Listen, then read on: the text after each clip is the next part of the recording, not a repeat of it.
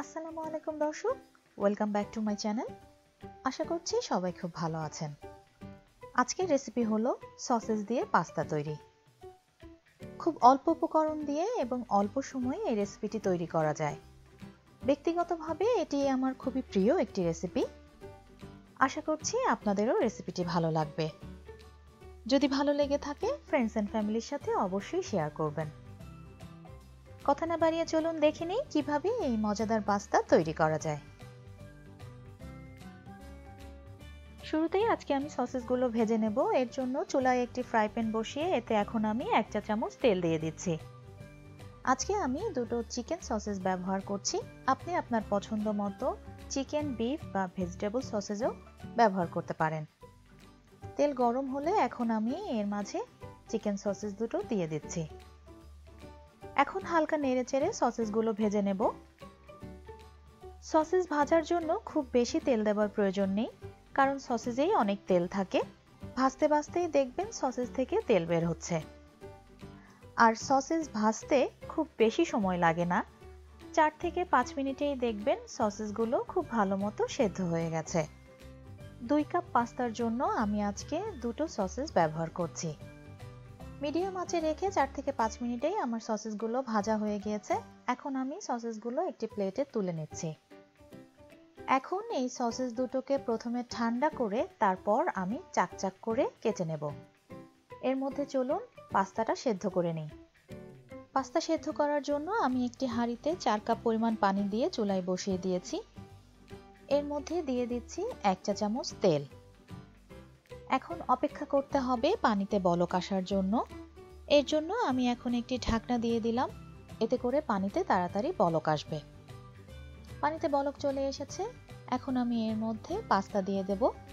আমি আজকে 2 কাপ পরিমাণ পাস্তা নিয়েছি। আমার পাস্তাটা বাটারফ্লাই ডিজাইনের। আপনার হাতের কাছে যে পাস্তা থাকবে আপনি সেটাই ব্যবহার করতে পারেন। এখন আমি পাস্তা বলক ওঠা পানিতে দিয়ে দিচ্ছি। হাতা দিয়ে নেড়ে পানির সাথে ভালো মতো পাস্তাটা মিশিয়ে দিলাম। এখন এটাকে সিদ্ধ করতে হবে ঠিক 8 মিনিট। খেয়াল রাখবেন দর্শক, পানিতে বলক আসার পরে পাস্তা দিয়ে ঠিক 8 মিনিট সেদ্ধ করবেন। এর চাইতে বেশি সময় সেদ্ধ করলে আপনার পাস্তা নরম হয়ে ভেঙে যেতে পারে। আপনি চাইলে 2 একবার নেড়েচেড়ে দিতে পারেন, তবে খুব বেশি নাড়াচাড়ার প্রয়োজন নেই, এতে করেও পাস্তা ভেঙে যেতে পারে। আমার 8 মিনিট সময় হয়ে গিয়েছে, পাস্তাও সেদ্ধ হয়ে গিয়েছে। এখন আমি এটাকে ছাঁকনিতে নিয়ে খুব ভালো মতো ছেঁকে সাথে সাথে ঠান্ডা পানি দিয়ে ধুয়ে নেব। আমি ঠান্ডা পানি দিয়ে খুব ভালো মতো পাস্তা ধুয়ে নিয়েছি। এখন এর মাঝে আমি দিয়ে দেব 1 চা চামচ তেল। তারপর হালকা হাতে পাস্তাটা একটু মাখিয়ে নেব তেল দিয়ে, এতে করে পাস্তা একটার সাথে আরেকটা লেগে থাকবে না। এখন পাস্তা তৈরির পালা। আমি যে ফ্রাই প্যানে সসেসটা ভেজেছিলাম সেই ফ্রাই প্যানটাই পাস্তা তৈরির জন্য নিয়ে নিয়েছি। আমি আজকে পাস্তা তৈরির জন্য সিজনিং অয়েল ব্যবহার করছি। এখানে 3 টেবিল চামচ আছে। আপনার হাতের কাছে সিজনিং অয়েল না থাকলে আপনি রান্নার যে কোনো সাধারণ তেল ব্যবহার করতে পারেন, অথবা আপনি চাইলে বাটার দিয়েও এটি করতে পারেন। তেল দেওয়ার পরে হালকা গরম হলে এর মাঝে আমি এখন সসেস দিয়ে দেব। সসেসগুলো ঠান্ডা করে আমি এভাবে চাকচাক করে কেটে নিয়েছি। এখন আমি সসেসগুলো তেলের মধ্যে দিয়ে দেব। চুলার আঁচ এই পর্যায়ে অবশ্যই হাইতে থাকবে। আমি একটি মাঝারি সাইজের গাজর চাকচাক করে কেটে হালকা সেদ্ধ করে নিয়েছি। আমি গাজরটাও এর মাঝে দিয়ে দিচ্ছি। আপনি চাইলে গাজর নাও দিতে পারেন, অথবা আপনার পছন্দের অন্য কোনো সবজিও ব্যবহার করতে পারেন। এখন সসেজ এবং গাজর মিনিট খানেক ভেজে নিচ্ছি। এখন আমি অন্যান্য সস দিয়ে দেব। আমি আজকে নিয়েছি 1 চা চামচ সয়া সস এবং হাফ টেবিল চামচ চিলি সস। আপনি ঝাল কম খেতে চাইলে চিলি সসের পরিবর্তে সুইট চিলি সসও ব্যবহার করতে পারেন। এখন আমি এই সস দুটো সসেজের মাঝে দিয়ে দিচ্ছি।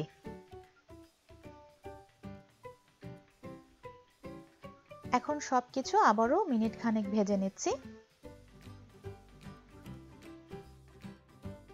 সবকিছু ভালো মতো মিশিয়ে এর মাঝে আমি এখন দিয়ে দেব সেদ্ধ করে রাখা পাস্তা।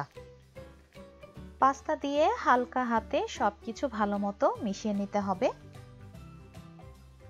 এই পর্যায়ে আপনি লবণটা চেক করে নিতে পারেন।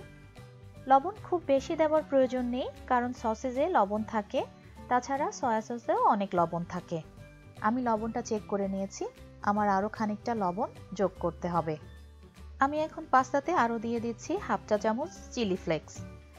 আপনি যদি ঝাল কম খেতে চান তাহলে এটা নাও দিতে পারেন, অথবা চিলি ফ্লেক্সের বদলে আপনি চাইলে কাঁচামরিচও ব্যবহার করতে পারেন। পাস্তা তৈরির পুরো সময়টা চুলার আঁচ হাইতে থাকবে এবং কোনো কিছুই খুব বেশি ভাজার প্রয়োজন নেই, কারণ সবকিছুই অলরেডি সেদ্ধ করা। 2-1 মিনিট সবকিছু ভালো মতো নেড়েচেড়ে মিশিয়ে এর মাঝে আমি এখন দিয়ে দিচ্ছি 1/3 কাপ ফ্রেশ ক্রিম। ক্রিম দেবার পরে পাস্তার সাথে ভালো মতো সবকিছু নেড়েচেড়ে মিশিয়ে নিচ্ছি। ক্রিম দেবার ঠিক 1 মিনিট পরে আমি চুলার আঁচ বন্ধ করে দিয়েছি। এখন আমি এর মাঝে দিয়ে দিচ্ছি 2 টেবিল চামচ পার্সলে কুচি। পার্সলে না থাকলে আপনি চাইলে ধনেপাতা কুচিও ব্যবহার করতে পারেন। এখন আরেকবার সবকিছু ভালো মতো নেড়েচেড়ে মিশিয়ে নিলাম। ব্যাস, তৈরি হয়ে গেল মজাদার সসেজ দিয়ে পাস্তা। এখন গরম গরম পরিবেশনের পালা। পরিবেশন পাত্রে বাড়ার পরে আপনি চাইলে উপরে আরো কিছু পার্সলে কুচি ছড়িয়ে দিতে পারেন। দর্শক, দেখলেন কত সহজে এবং অল্প সময়ে এই রেসিপিটি তৈরি করা যায়। পাস্তা এবং সসেজ দুটোই বাচ্চাদের খুব প্রিয়। আপনি চাইলে এভাবে সসেজ দিয়ে পাস্তা তৈরি করে বাচ্চাদেরকে খেতে দিতে পারেন। সেই ক্ষেত্রে চিলি সসটা অ্যাভয়েড করে আপনি টমেটো সস বা সুইট চিলি সসও ব্যবহার করতে পারেন। বাচ্চারা অবশ্যই এটি পছন্দ করবে। দর্শক, আশা করছি আমার আজকের রেসিপি আপনাদের ভালো লেগেছে। আজ তাহলে আর কথা বাড়াবো না, দেখা হবে আবার নতুন কোনো রেসিপি নিয়ে। সেই পর্যন্ত সবাই ভালো থাকুন, সুস্থ থাকুন। আল্লাহ হাফেজ।